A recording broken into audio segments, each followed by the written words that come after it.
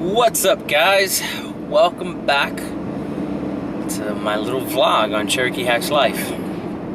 So we are on Tuesday, November 11th today. In America, many of us are voting. So by the time you guys watch this, it's pretty much the end of the chapter of America, guys. That's pretty much it.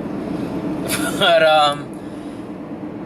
So I wanted to talk about my strength camp challenge this year. I'm gonna get one main thing out of the way. I sucked balls, right? I didn't perform how I wanted to perform. I was at the bottom of the pack most of the time. So I came in 30th out of 37 competitors in the under 200 class. And I sucked, man. You know, and there's two main places that I sucked at the most. I sucked in pretty much all of them. I did pretty well in one area, but it wasn't enough to fucking do anything. So I sucked in all the events. Bottom line, I think the highest event I ever scored was like in the 20s. I was nowhere in the top 10 at any given point in time. My main problem was this. My cardio sucks dicks. Mostly because I just don't do cardio. And since I don't do cardio, it's going to fuck you up for events where you have to run. And there was a couple events where you had to run. So there was the pull-up, 20 pull-ups, and then sprint challenge. And then basically that was, what was that? That was 12 times back and forth, 300 yards, I think is what it total was what it was. But what slowed me down was I just couldn't pump out the 20 pull-ups in time or fast enough. I need to work on my kipping, which is hard to do in a traditional gym, just because there's not even a straight bar in the gym. It's kind of like the curled bar. It's not the same. So I got to work on that. Got to work on my cardio. And then the other one was the deadlift. What was it? Deadlifts and shuttle. But this time it was with 150 pounds, which actually was pretty easy. But my time sucked because I slipped on one of the deadlifts. I didn't get the right balance. And you guys will see the video. I'll post up the video after this vlog. So you guys can kind of see the results. I sucked balls, but whatever. I'll post it up anyway. I won't wait till so long like I did with the last one. But yeah, I sucked at it, man. But I learned 3 things, and I posted this up on my Instagram. 3 main things I did notice, right? Or 3 things I learned about myself, I guess you could say. 1, I need to definitely have my own home gym in the house. Just like I mentioned in the previous vlog before, it just doesn't make economic sense to have a CrossFit membership. I mean, I get it. If you guys, if you can afford it and you can pump out $180, $150 a month, go for it, by all means. But for the most part, it just doesn't make economic sense. I started pricing some stuff out, and it looks like I could get a decent set of a bench, squat rack, bumper plates, and probably a solid set of kettlebells. I priced it out and it came out to about $1,700, I think. And that was with a decent squat rack. So I won't go rogue just because they're stupidly priced. But Titan looked like they had some decent prices. I'm gonna check out some more reviews. It was just kind of a quick search that I started doing. Bumper plates are ridiculously expensive, and I don't want those thick ass ones because those are useless. Once you get to 315 pounds on the bar, you're stuck. You have to use regular weight. It's just stupid. So I'm trying to find the thinnest rubber ones that I can find, and it looks like Rogue makes one of the best sets for it. So I might be going Rogue on that, but Jesus Christ, it's so expensive for 560 pounds. It's about $1,200 just for that alone. And then the squat rack that I was looking at was about, the squat rack with the bench was about $700. I'm trying to see if I could get that a little bit lower. So what's that, $1,800? I'm trying to see if I can get that a little bit lower. But even then, even if I go up to $2,000, I come out to about the same amount that I would spend on an annual membership just for going to a CrossFit gym. It's just expensive, man. And I know the irony there is that eventually I want to actually open up a gym just on my own, get my certifications, stuff like that, and maybe even open up my own gym in the area. Hell, it might even be a CrossFit gym. I might have to get CrossFit certified and actually shell out the money.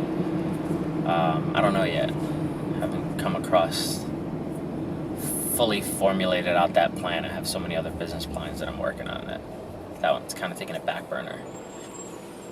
But yeah, that's kind of my thinking. So that's one thing I learned. I need a home gym. The other thing is I definitely need to incorporate more running into my workouts. I need to start doing more running. I just have to.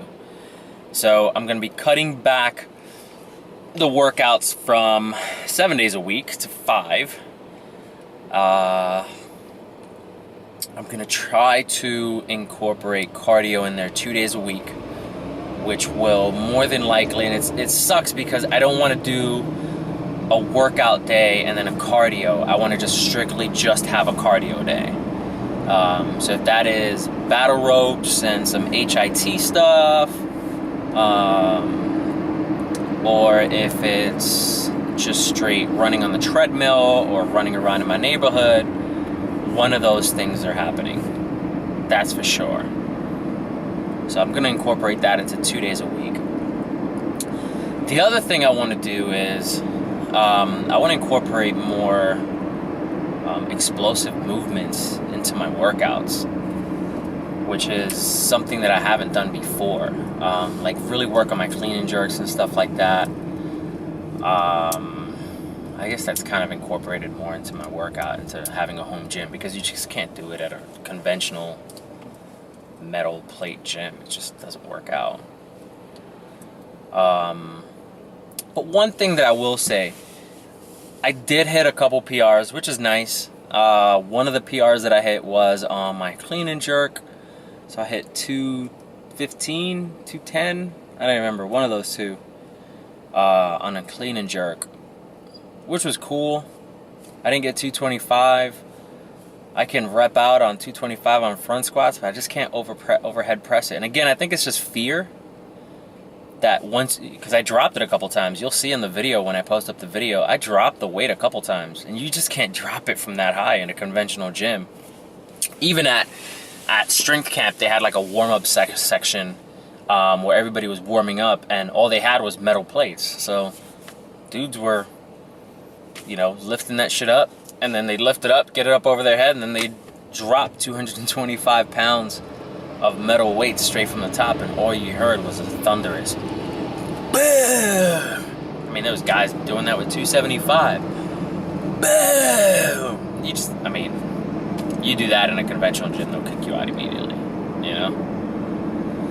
So, bumper plates are a must. But yeah, I sucked. My buddies did well, though. My buddy Pat, he came in 4th. He kind of beasted out. He has his own home gym, and he goes to like the local high school, $4 a month, and you can use the local high school gym. So that's fucking sweet. And there they have rubber bumper plates, so you could use that, and he has metal weights at home. So that's a cool little deal. My buddy Randy, I think he came in 8th. Again, that was the guy that I told you about last week. Fucking, what was that, 100 he said he came in at 172 pounds. And shit, he came in 8th, man. He did really good, especially on the farmers. I was impressed with his farmers. He carried that shit the whole fucking way. I dropped that thing like 14 times. My grip sucks. Oh man, shit just kept falling. I dropped that thing like 4 times. I didn't even finish it. That's the worst part. I felt pathetic. So that's another thing. I'm definitely gonna get some farmer's walk stuff. I'm also gonna be working on my grip. So I'm kind of gonna be retooling a lot of the shit I do. I'm hoping that by the time I think my gym membership expires in the spring of next year, and by the time that starts rolling around, I think I'm just gonna start forking over the cash to start making my own home gym, which will be nice. I have the room in my garage, so I definitely have the room, and then eventually, hopefully, I have an even bigger garage that I'm able to do that in, so that'll work. So that's kind of the idea. It's kind of what I'm thinking. Soreness level, holy dick. I was stupid sore the next day. And it really wasn't too much my legs.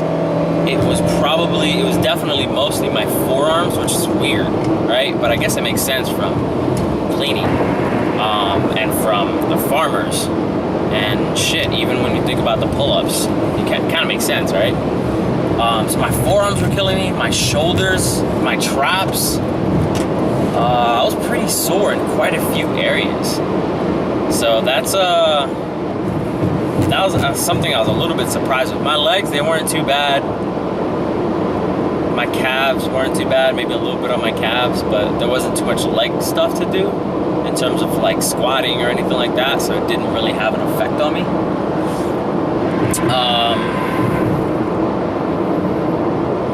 So yeah, that was pretty much it, man. You know, I don't think I did as well as I had hoped. But I'm hoping as I retool and work on some stuff that it'll turn out better maybe next year.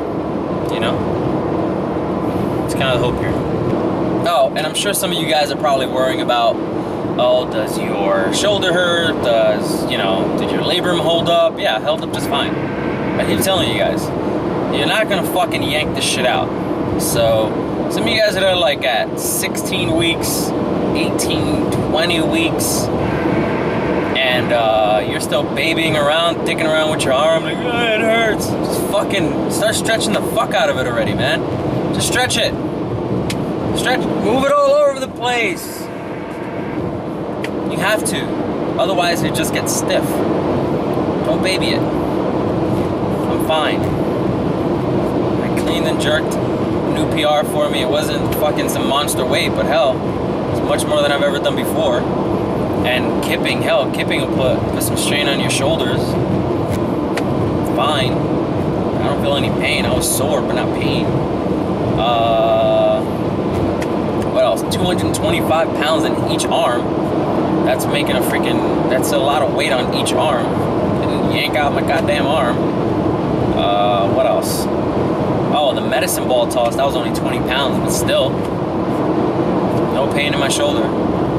So, yeah, guys, if you have the surgery, you're that far out, 16. Some of you guys are like, one guy told me he was 28 weeks out, and he's still feeling, like, oh, I can't move it past this point. Well, stretch the fuck out of it, bro. That's it. That's what you gotta do. Don't be a little bitch. Stretch it. And that's it, guys. I still gotta put together a video answering so many of your questions. And by all means, post down questions you guys have below. So I'm trying to compile a huge list from every message I've gotten. It's just gonna take a little time of the main highlights of the questions that I get, because I think there's like, as I went through about maybe 100 of them or whatever, it seems like to revolve around 4 main points, and I'll highlight that on another video, but I'll cover that. But other than that, guys, it's a wrap. Strength Camp 3's in the books. Shout out to Elliot and Chris for putting on a great freaking thing again. Those guys are so awesome, man. If you guys ever get a chance to meet Chris and Elliot, they're obviously very popular YouTubers, but they're actually really freaking humble in terms of, just talking to them. Chris remembers my name every single year. So does Elliot and I are friends on Facebook, so we kind of interact there, but it's just cool to see, people like that they get to, I guess you could say pretty much different stratosphere in terms of popularity. And I don't know, they both seem like 2 genuine fucking guys, man. Just really fucking cool. So, always interacting with people and everything. So shout out to those guys for putting on, again, a great event. And for all the people in the back seats and stuff that you don't actually get to know, putting on all that work that day. So shout out to them too. But yeah, it was was a fun event, and looking forward to the 4th one. By that time, shit, I'll be, 37 if it happens next year around the same time. Getting old, people. Getting old. Still. Let's get some PRs. Talk to you later. Peace.